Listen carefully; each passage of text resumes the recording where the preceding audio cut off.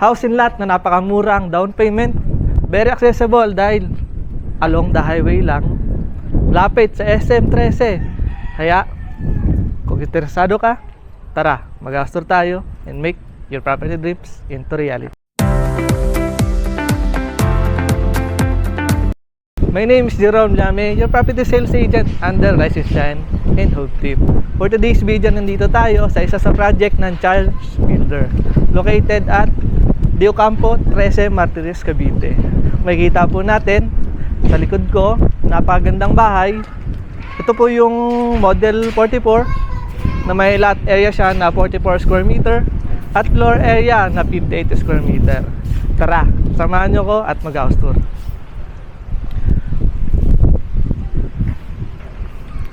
Bali po, ipapakita ko sa inyo is yung actual turnover na bird type unit. Ito po yung actual turnover niya at meron din po tayong model house para mabigyan namin kayo ng ideas kung ano yung itsura kung may gamit na sa loob ng bahay. Tara, dito po tayo. Makita po natin dito yung napakalawak na parking space. Kaya kung meron kang sasakyan or balak mong bumili ng sasakyan, saktong-sakto ang property na to sa'yo. Makita po natin yung parking area natin is meron na po siyang bubong at ito ay naka-steel deck na. Makita po natin dito yung ating mga bintana, naka-steel case po yan. Pasok po tayo. Dito po sa ating pinto, ang materials po na ginamit is flush metal door. Kaya uminit or umulan, hindi basta-basta masisira. Dito po sa loob, bird type unit po siya upon turnover. Bali, ito na po yung itsura pag kinuha nyo yung bahay na ito. Makita po natin dito yung dining area. At pwede po tayo maglagay ng sofa dito. Tapos yung kayo na po ang bahala kung anong kulay ang gusto nyo sa pintura. Nakita po natin dito yung slab natin is naka-steel deck na rin yan. Dito po sa ating hagdan, nakita po natin concrete cement with metal case.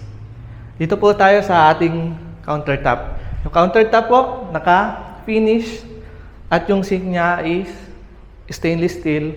Pwede rin po natin lagyan ng cabinet yung ilalim para yung mga gamit natin pang luto is dito po sa ilalim ilalagay. Dito po tayo sa likod. Bali po to yung service area sa likod. Pwede po natin gawing dirty kitchen or laundry area para hindi po tayo masikip sa loob. Pwede rin po natin pa-extend to ng bubong para hindi po tayo mainitan or maulanan. Ito po tayo ngayon sa CR. Yung CR po natin, bali ganito pa lang po yung itsura niya. Pero pag turn over po sa inyo is complete na po yan. Toilet and bath, lavatory, shower, faucet, complete accessories po yan. Doon po tayo sa taas. Kita po natin yung gaano kalawak yung ating hagdan. At hindi tayo mahihirapan pag-akyat ng gamit. Nagtataka po siguro kayo kung bakit mas malaki yung floor area kaya sa lot area. Ganito po kasi yan. Siya po is provision ng 2 to 3 bedrooms kasi po extended po yung harap niya. Kung nakita po nyo yung sa parking, extended na po siya. Kaya po pwede siyang gawing 3 kwarto.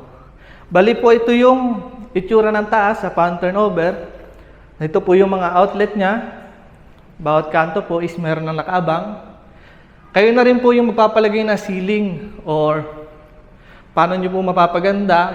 Lalagay po kayo ng mga pin lights. Kung ano po yung gusto nyo gawin sa bahay. Bali po meron din po tayo dito sa taas ng powder room. Para po hindi na mahihirapan kung may mga kasama kayong bata or matanda sa gabi, hindi na po sila bababa. Kaya pupunta po tayo dun sa ating model house. Bali, papakita namin sa inyo, bibigyan namin kayo ng idea kung ano yung pwedeng gawin. Tara! Bali, papakita naman po namin sa inyo yung model unit na may mga gamit na sa loob para bigyan kayo ng ideas kung paano nyo mapapaganda o mamaximize yung space ng bahay. Tara. Dito po is halos same lang din naman po siya. Ang kaibahan lang po is naka-tiles na siya dito. Para yung sasakyan nyo is mas okay pag pinapasok. Dito po tayo sa loob.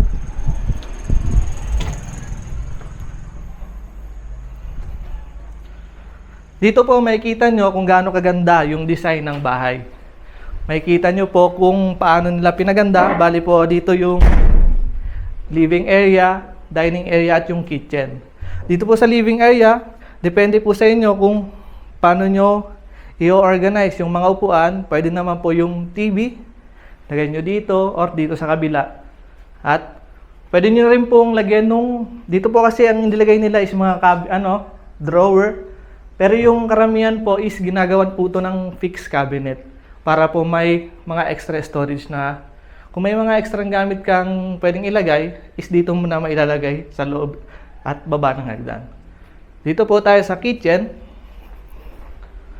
Nakita po natin kung gaano kaganda yung lamesa. Isipin mo kung kumakain kayo ng iyong pamilya sa sariling bahay. At ganito yung itsura.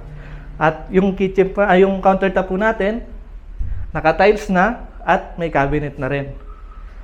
Dito po sa likod, wala naman pong masyadong nadagdag. Dito naman po tayo sa CR. Yung CR po, kagaya po ng nakita nyo dun sa kabila is naka-bare type lang siya. Wala pa siyang accessories. Ganito po yung turnover niya. Kaso ito po is naka-tiles na. At kayo po yung bahala kung ano yung tiles, kung anong kulay ang ilalagay nyo dito. Doon po tayo sa taas. Dito po sa hagdan natin, makikita natin, nilagyan po nila ng vinyl tiles para hindi madulas kung umakyat. Dito po tayo sa isang kwarto. Kung may mga anak at kapamilya ka nakasama sa bahay, saktong-sakto sa inyo ang property. Makita nyo po na may dalawang kama dito. Kung paano pa ka-spacious na maluwag pa yung isang kwarto. Dito po kasi, 2 kwarto lang po yung ginawa. At meron na rin po dito, nilagyan po nila ng mga cabinet. Nagaya ng mga gamit. Yan. Pero depende po sa inyo kung ano yung gusto nyong klase ng cabinet na ilalagay. At ang ginamit po dito is vinyl tiles. Punta po tayo sa master bedroom.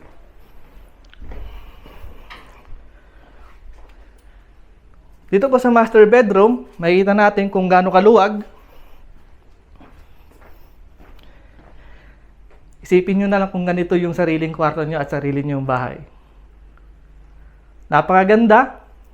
Pwede ka pang maglagay ng table sa gilid. At yung CR natin, dito, naka-tiles na rin. Kagaya po ng sa ibaba. Magkano nga ba yung magagastos natin? O magagastos mo pag kinuha mo yung property na to? Tara, pag-usapan natin. Pag-usapan natin kung magkano nga ba yung price ng property na to. Yung total contract price niya po is 2.4 million pesos. At ang down payment naman is 94,000. Payable po yan ng 24 months, halagang 3,900. At kung nagustuhan mo yung property na to, you can contact us sa aming FB page or sa aking personal account. Pindutin mo lang ang pinakaunang link sa aking description at dediretso na yan sa aking messenger. Huwag mo rin kakalimutan, like, share, and subscribe ang ating YouTube channel. At pindutin mo na rin ang notification bell para update ka pa sa mga susunod ko pang videos. Tatandaan, make your property dreams into reality.